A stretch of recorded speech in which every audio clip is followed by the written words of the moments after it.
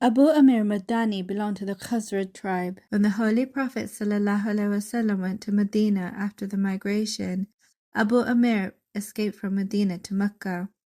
When at last Mecca also submitted to the growing influence of Islam, he began to hatch a new intrigue against Islam.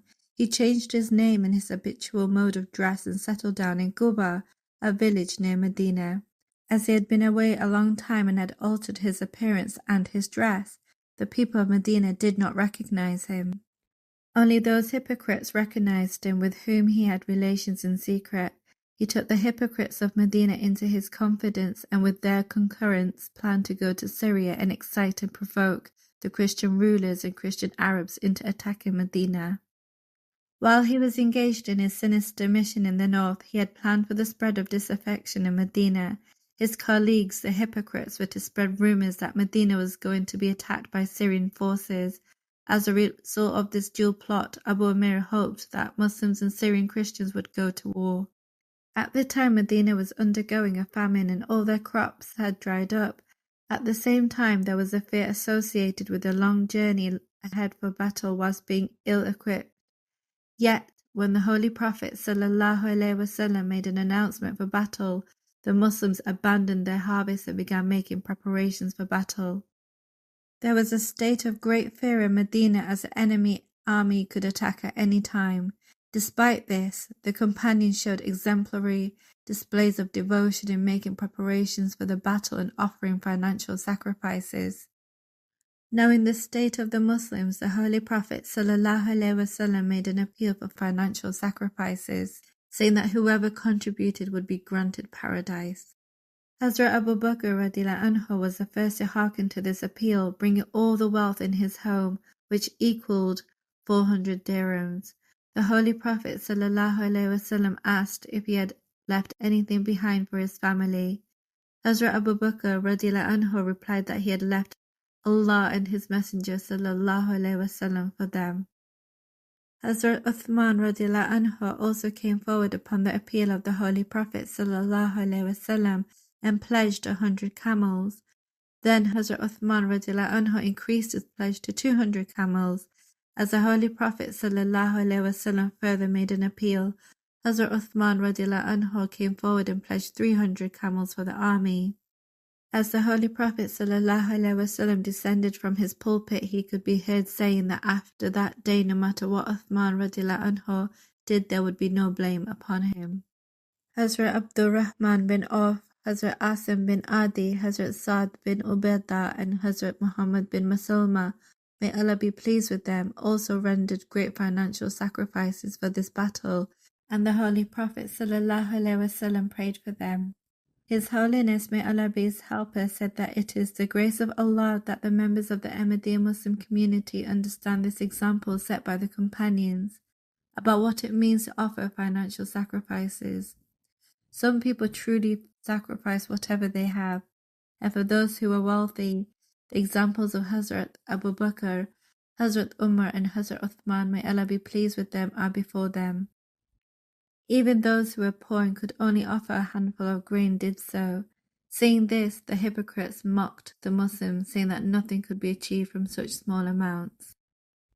There was also Hazrat Urwa bin Zayd radiallahu anhu, who was sincere but had nothing to offer.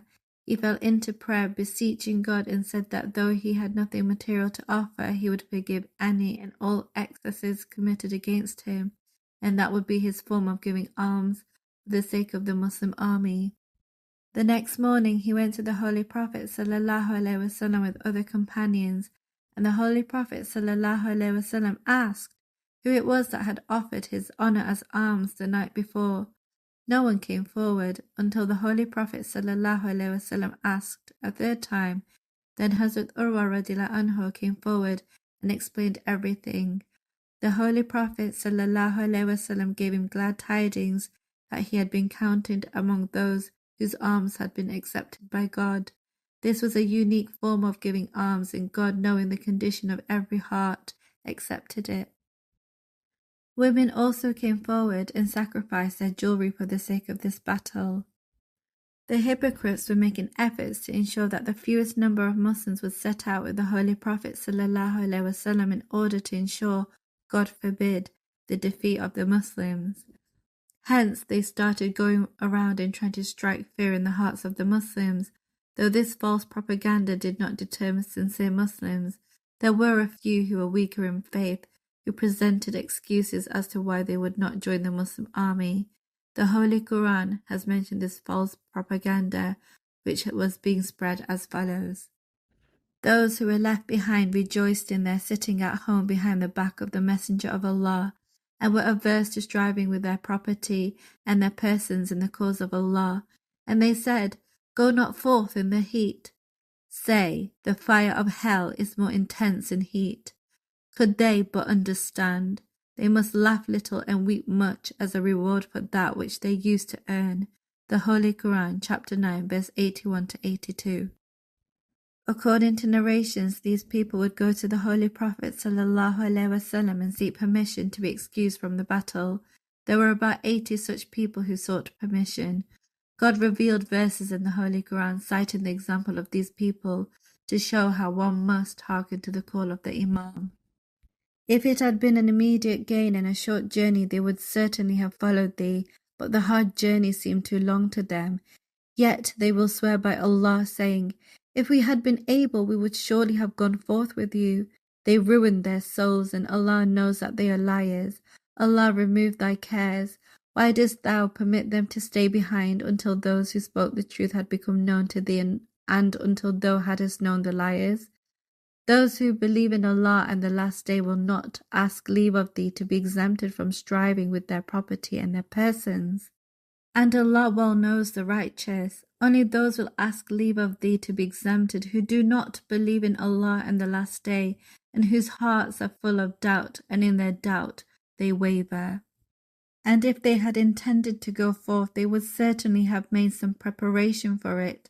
But Allah was averse to their marching forth, so He kept them back, and it was said, Sit ye at home with those who sit. If they had gone forth with you, they would have added to you nothing but trouble, and would have hurried to and fro in your midst, seeking to create discord among you. And there are among you those who would listen to them, and Allah well knows the wrongdoers.